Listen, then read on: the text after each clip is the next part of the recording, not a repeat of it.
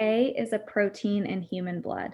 Typically, the higher a person's A levels are, the higher that person's blood pressure is. Decrease, or not decrease, disease X usually causes an increase in A levels. Therefore, disease X must be a cause of high blood pressure. All right, what is our conclusion, Malika? Therefore, disease X must be a cause of high blood pressure. Okay, and what is our support for that? So disease X causes an increase in A levels, and we know that typically if someone has higher A levels, that person has higher blood pressure, or the higher that person's blood pressure is.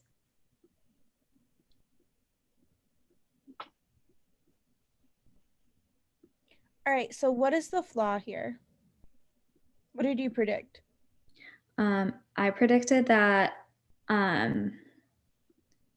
disease X can cause something else. Like if the person had really good blood pressure, an increase in A levels may not be enough to cause high blood pressure.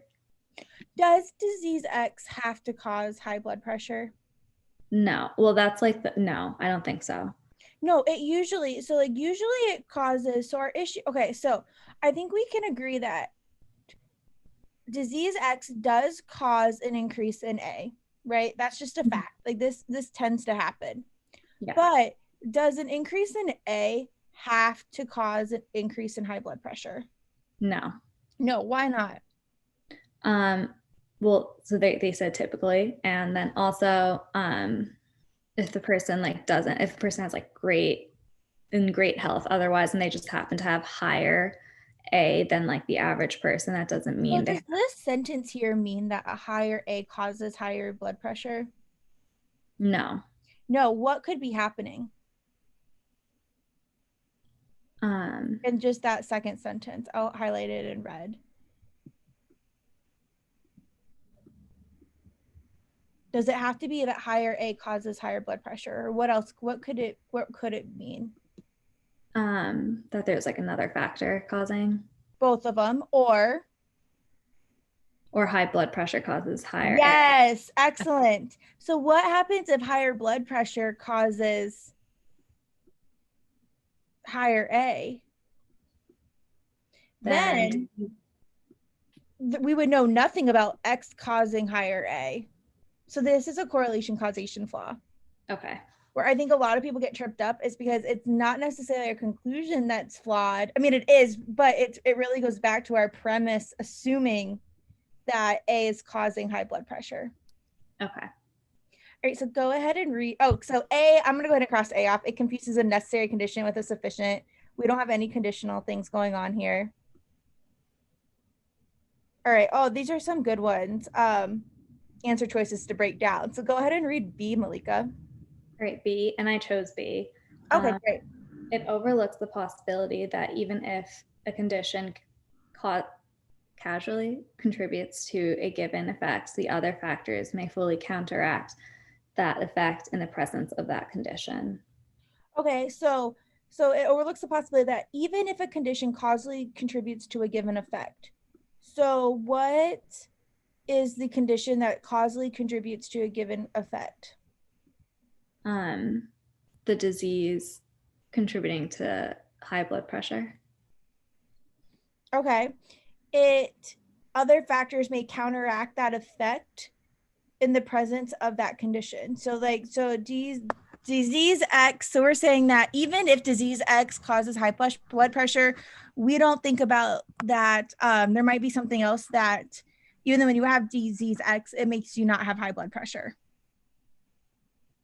It makes you like, yeah, I don't know. Like just because like something else is counteracting it doesn't mean that disease X must cause high blood pressure. And that's not the flaw that we're looking for, right? It's really looking for correlation causation.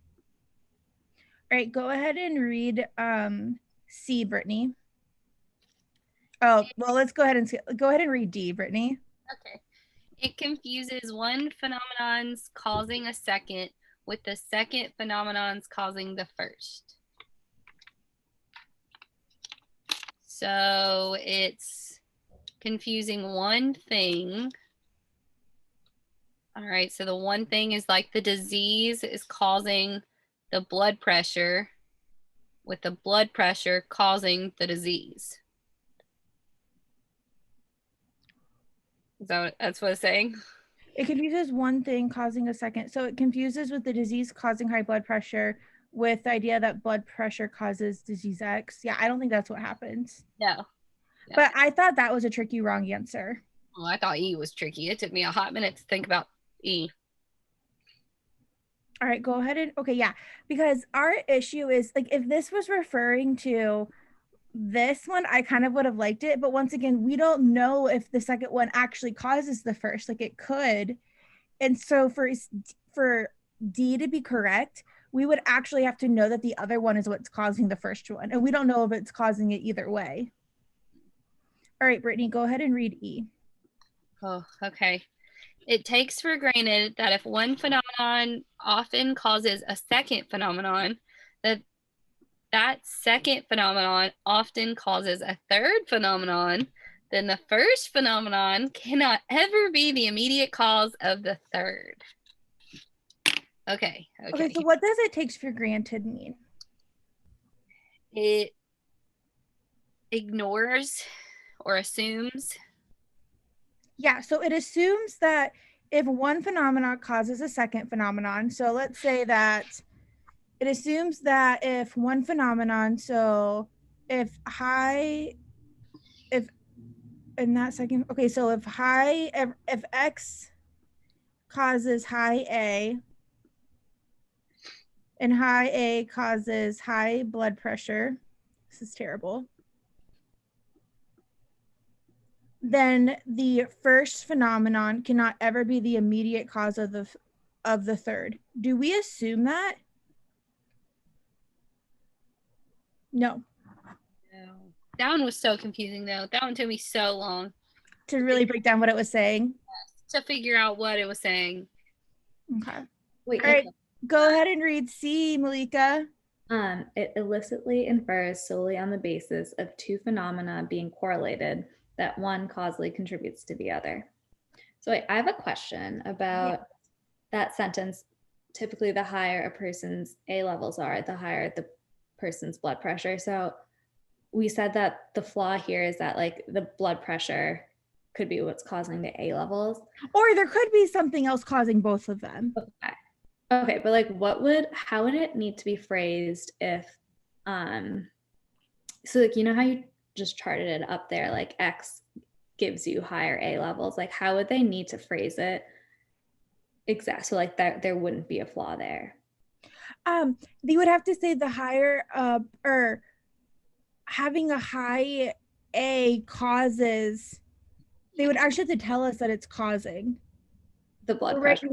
Yes, we're right now, they're just saying that these two things are correlated. Okay.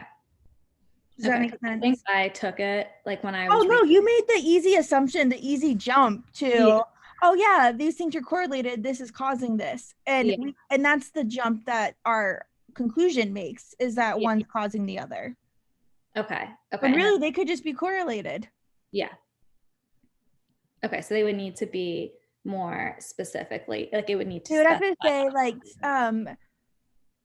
the higher a person's A causes the person to have higher blood pressure or something like that. They would have to tell us the premise that it is causing it. Okay, that makes sense. Yep.